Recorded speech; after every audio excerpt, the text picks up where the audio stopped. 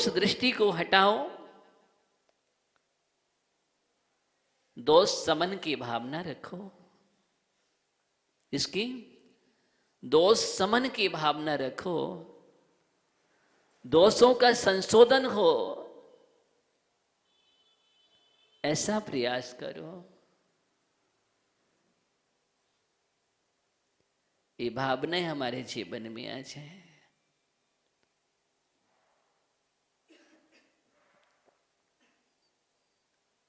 क्या हुआ आपको पता है?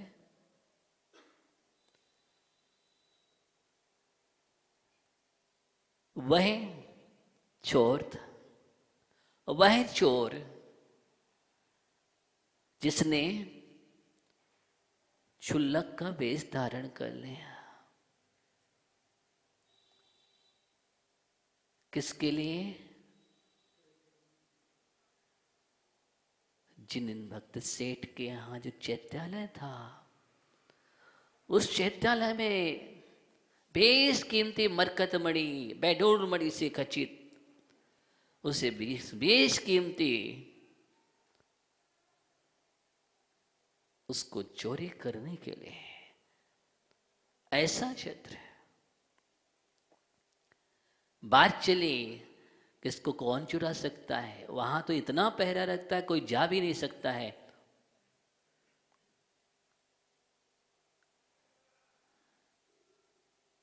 उसने कहा, उस चोर ने, कि मैं चुरा सकता हूं, मैं ला सकता हूं। ये चोरों में आपस में बैठ कर के चर्चा हुई। उसने क्या किया? वेश धारण कर लिया, वेश धारण कर लिया और क्षुल्लक का वेश धारण करके पहुंच गया। और जब क्षुल्लक का वेश धारण था तो वह सेठ धर्मात्मा था, लेने पहुंच गए, लेकर के आए बड़े ही उत्साह के साथ और उनको चैत्यालय में स्थान दिया रुकने के लिए। क्यों? क्योंकि सच्चा धर्मात्मा मुद्रा है, दिख रही है, और उनके लिए सेवा भी की, सब कुछ किया, आहार भी कराया। एक दिन सेठ के लिए किसी कार से बाहर जाने के लिए आवश्यकता पड़ी।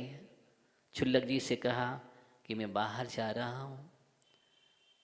उन्होंने कहा, नहीं सेठ जी, अब मुझे भी जाना है, बहुत दिन हो गए। नहीं नहीं, आप रुकिए, आराम से रुकिए, मैं आ रहा हूं। वो चल देते हैं। इधर क्षुल्लक वेशधारी, उनके लिए अवसर मिल जाता है। जो चाहते थे वही तो चाहते थे। उधर वह रत्न, वह छत्र को उसने युक्ति के माध्यम से जब देखा कि अब सेठ नहीं है, कोई भी नहीं है, उसको चोरी कर लिया, उसको चुरा लिया। और चुरा करके, छिपा करके वह भागने लगा। और जैसे ही भाग रहा था तो उसका जो प्रकाश था, उसकी दीप्ति थी, वो नहीं छिप पाई। पहरेदारों ने देख लिया और पहरेदार पीछे लग गए और आवाज लगाना प्रारंभ कर दी, देखो देखो, वह चैत्यालय से बैडोर मणि रत्न को चोरी करके ले जा रहा है। चोर चोर, चोरी चोरी, चारों ओर से पब्लिक आ गई, पीछे लग गई। अब वो भाग रहा है, पब्लिक भी भाग रही है। नियोग की बात है कि समुद्र तट के पास सेठ जी के लिए जाना था, किसी कारण से लेट हो गए तो वहां पर तंबू लगा करके वहीं पर रुक गए। और नियोग की बात है, वह क्षुल्लक वेशधारी चोर जाकर के सीधा तंबू में घुस गया रक्षा के लिए, और सेठ जी के चरणों में पड़ गया, मेरी रक्षा करो। क्या हुआ? अब सेठ जी सारी बात को समझ गए। क्या हो गए? सारी बात को समझ गए। और पहरेदार पब्लिक कह रही चोर चोर, इसने चोरी की है, चोर है, इसको दंड देंगे। जिनेंद्र भक्त सेठ ने जैसे ही आवाज सुनी और सबको देख करके, ये क्या है? आप लोग क्या बोल रहे हैं? क्या कह रहे हैं आप लोग? आप किसके प्रति क्या कर रहे हैं? क्या अंजाम लगा रहे हैं? क्या दोषारोपण कर रहे हैं? और उस समय सेठ जी ने सबको डांट दिया। मालूम है ये रत्न हमने मंगवाया है,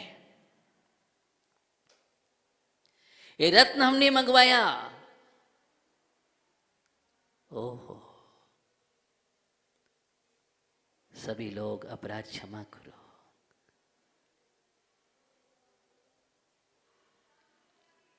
इतना कहते ये सब लोग चले गए और तत्काल वह चुल्लक बेचतारी ऐसा इस शब्द से इतना हृदय परिवर्तन हुआ, इतना हृदय परिवर्तन हुआ, पश्चाताप के आंसू बहाते हुए, अपनी गलती को स्वीकार करते हुए, अभी तो चुल्लक भेष था, भावना दूसरी थी, इतने मास से वो भावना समाप्त हो गई चोरी की, और पश्चाताप के आंसू से अपनी बुरी भावनाओं को धो डाला और भेषधारी असली चुल्लक बन गया।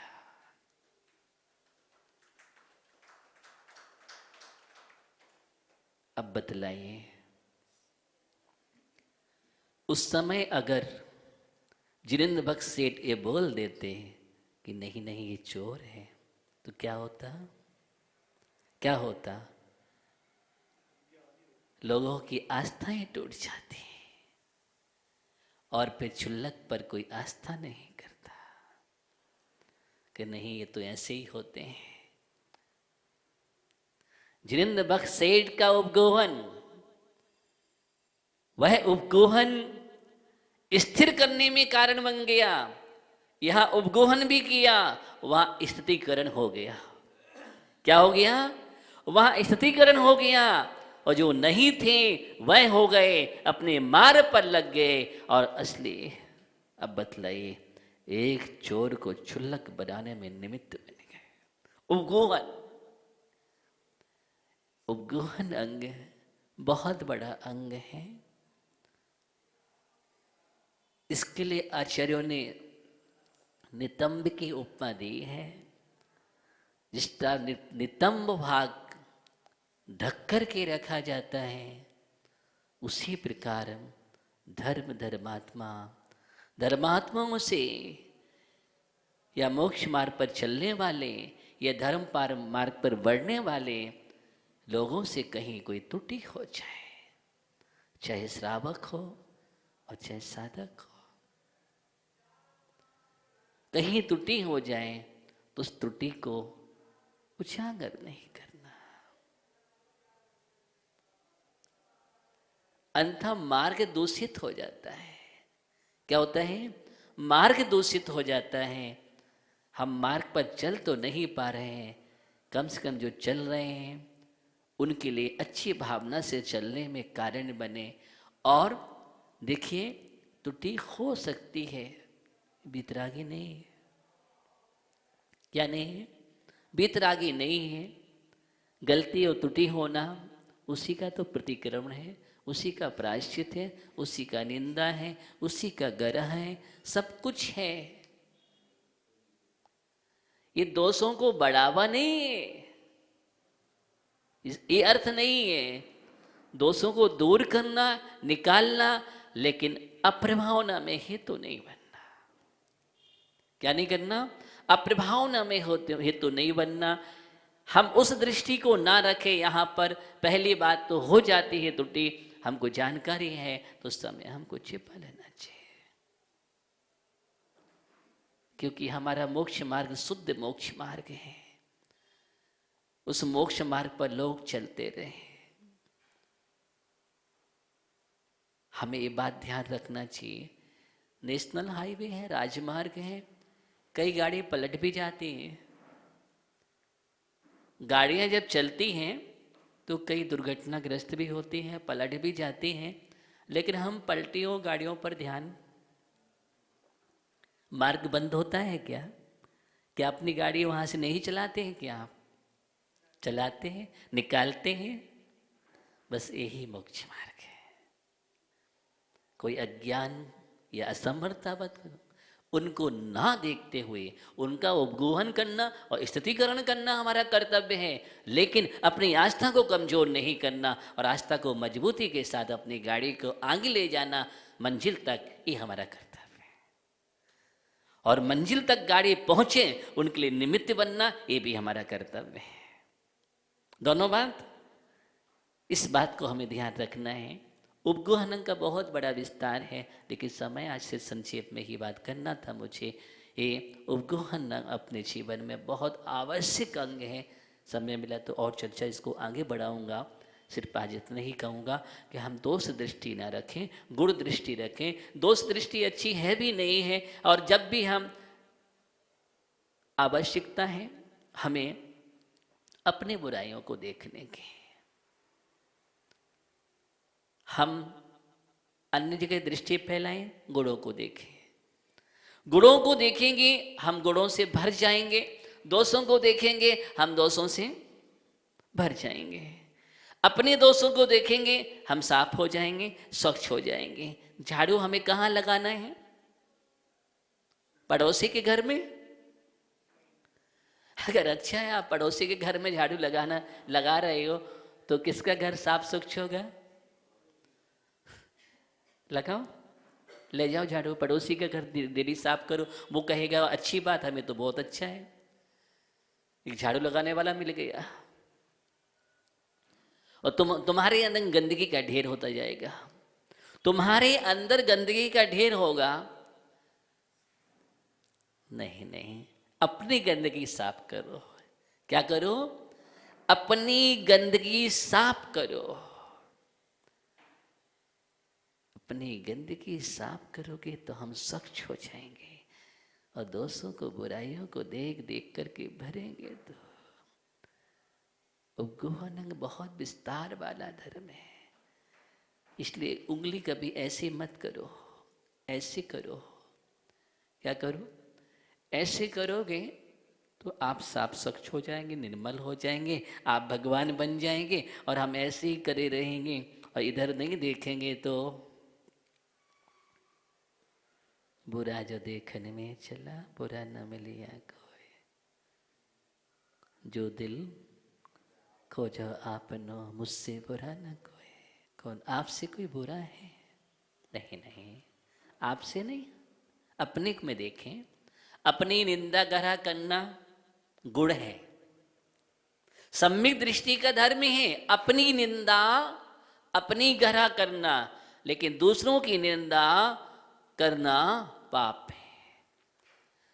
मिथ्या दृष्टि और सम्यक दृष्टि में ये अंतर है। मिथ्या दृष्टि ऐसा करता है और सम्यक दृष्टि ऐसा करता है। जब भी देखता है तो अपने अंदर का शोधन करता है, अपनी बुराइयों को निकालता है, निंदा गढ़ा पश्चाताप करता है, दोष को धो डालता है। और मिथ्या दृष्टि हमेशा दूसरों को देखता है, इनकी गलती, तुमने ऐसी गलती की, ऐसे बुराई की, और 4 लोगों में बैठ करके चर्चा करेगा, निंदा भी करेगा, निंदा रसालू बनेगा, पापी हो जाता है, नीच गोत्र कर्म का बंद कर लेता है।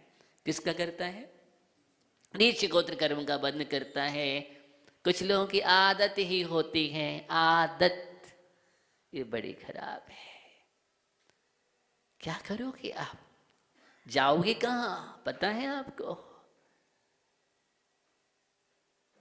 धर्म है, सिद्धांत है, एक एक पल का हिसाब लेता है। तुम एक एक समय का, कितने का?